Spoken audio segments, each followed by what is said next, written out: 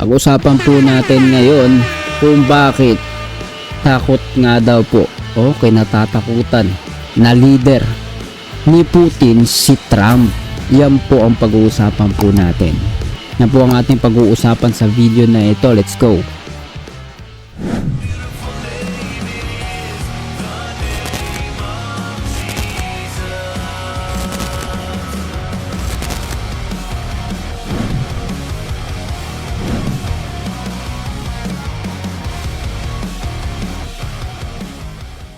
So yun nga po mga tol, pag-usapan po natin bakit si Trump ay isang leader na kinatatakutan nga daw po ni Putin.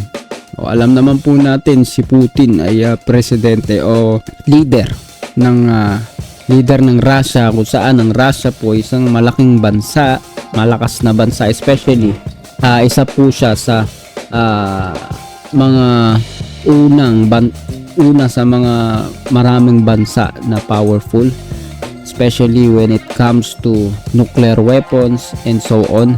Kaya nga po itong mga nakalipas na panahon pinakikita po doon kung paano po ito bumalaw maging sa Ukraine na tila ay sinasakop po ito, no? Pero sa paglipas po ng panahon, itong nakarang election po nahalal ulit si Trump na maging presidente ng Amerika. At sa balita po na ito makikita po natin kung paano sinasabi nga po sa title is this the end for Ukraine? Zelensky faces Trump's unforgiving deadline as Putin makes big gains. So sa captions, makikita po natin, sabi, Donald Trump pushes for an end to the Ukraine war. Tatapusin na daw po yung gera, no? So, mahabang panahon na po ang nakalipas na magsimula po, no, yung gera ng Ukraine at Russia. Maaaring hindi po natin masyadong pansin, pero may epekto po ito sa pandaigdigang ekonomiya, pandaigdigang mga kalakal. So, pagdating sa mga gas and so on. Pero bakit ba napakahalaga po maunawaan po natin sa estado po ngayon ng Amerika, ngayon po na paparating na taong 2025, 2025, uupo na po uli si Trump sa pagka-presidente ng Amerika, at marami po ang tinitignan po yan dahil si Trump po ay kilala sa pagiging matigas niya sa kanyang mga salita at sa kanyang mga masasabi po ng marami na hakbang na matalino at mayroong naman.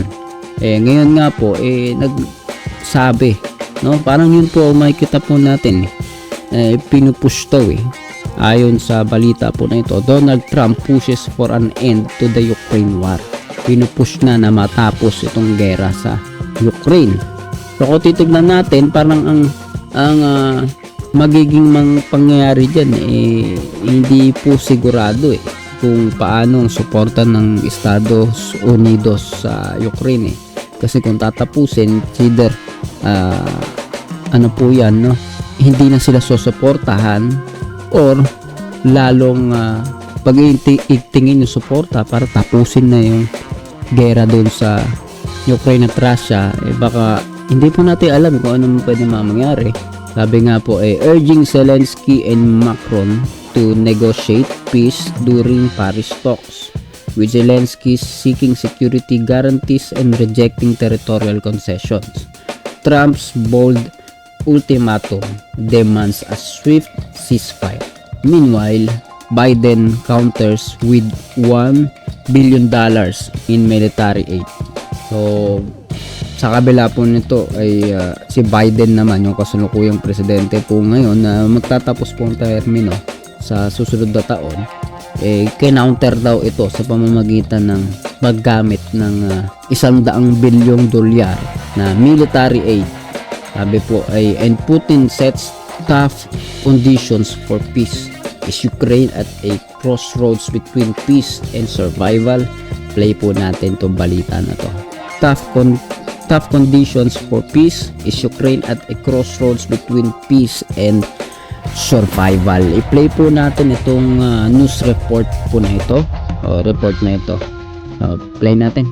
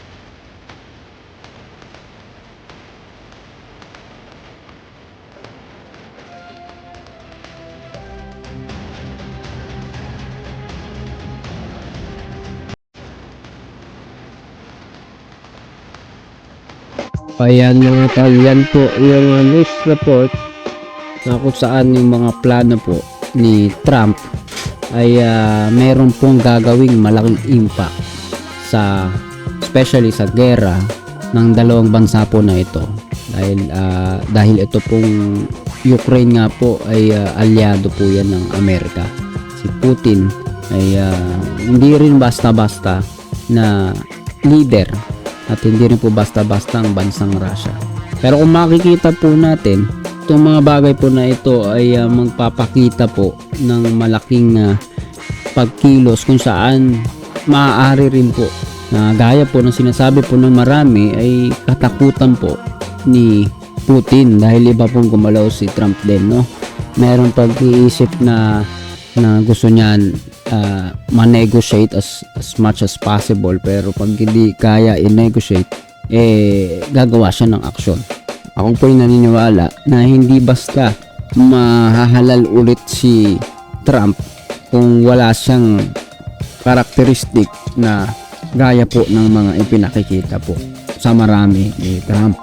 Kaya nga po sa balita po dito sa WION, pinuri daw no, ni Zelensky si Trump bilang leader na katatakutan o kinatatakutan ni Putin. So, tignan po natin ang bahagya po itong balita na to, no?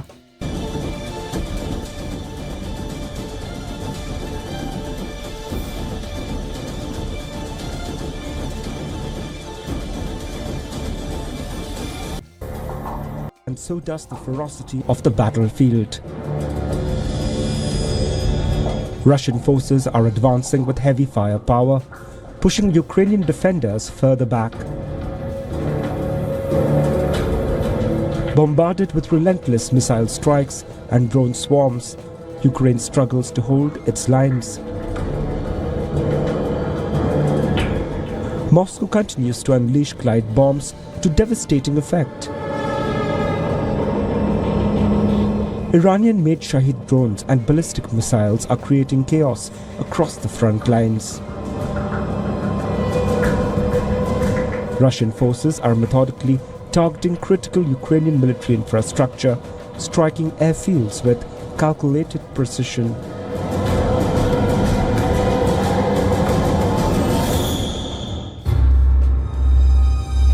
Ukrainian troops, exhausted after nearly 3 years of grueling combat, find themselves pushed back by an overwhelming onslaught of Russian military might.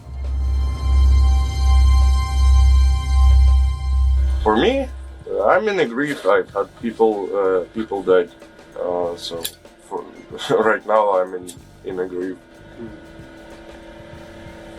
and it's hard as to be a commander and tell their families and I don't know, and thinking about what could have been done to just for these people not to die. And Переживаємо те саме, що 100 років назад. After the First World War, we were abandoned by Europe again, just like we are being abandoned now.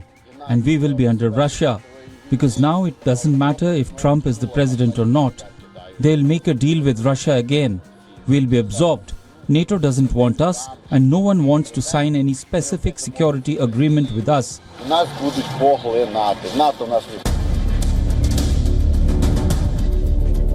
President Volodymyr Zelensky confronts a rapidly deteriorating situation, desperately seeking a diplomatic resolution. His latest proposal involves potentially deploying foreign troops to secure Ukraine's territorial integrity and pave the way for NATO membership. Коли ми говоримо про заморожений We talked about the frozen conflict, Ed, in recent meeting with Trump and Macron. I said that we want the war to end more than anyone else in the world. Certainly, a diplomatic end to the war will bring more lives saved, and we want that. The potential return of Donald Trump to the presidency sends tremors through Ukraine's strategic calculations. Trump's previous warnings about reducing military aid and potentially withdrawing from NATO have heightened Ukraine's existential anxiety. Experts fear these threats could fundamentally alter the conflict's dynamics, potentially forcing Kiev into a compromising negotiating position. Bureau Report, WION, World is One. Right, so yan po no, yung mga nakita po natin, at kung titingnan po nating maigi, iba-iba po ang magiging pananaw po ng iba dito, no, iba't ibang mga tao. Ina nga, habang pinapanood ko to, meron part dito na makikita mo na ito pong pagkilos ni Trump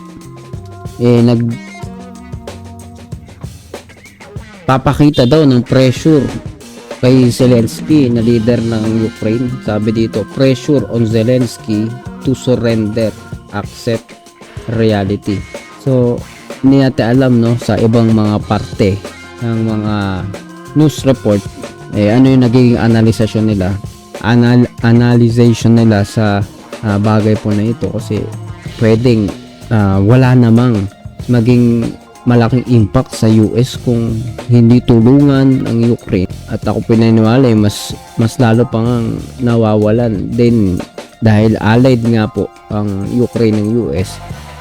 Nawawalan din ng resource ang US kapag ito po'y tulong na lang ng tulong. Pero sa nakikita po natin, may ginagawa pong hakbang ngayon kaagad si Trump, na merong pakikipag-usap talaga si Trump sa mga bansa, magbigay ng mga solusyon, suggestion sa bagay na katulad po nito, na kung saan maaaring totoo po na nakabantay po ngayon si Putin dito sa mga pagkilos po ni Trump. So, abangan po natin yan. Ikaw ba naniniwala na ito po si Trump ay leader na kinatatakutan o katatakutan ni Putin? Comment down below, pag-usapan natin yan sa comment section. And please don't forget to hit the subscribe button and notification bell para updated ka palagi sa mga videos po natin na parating. See ya ulit sa susunod na video.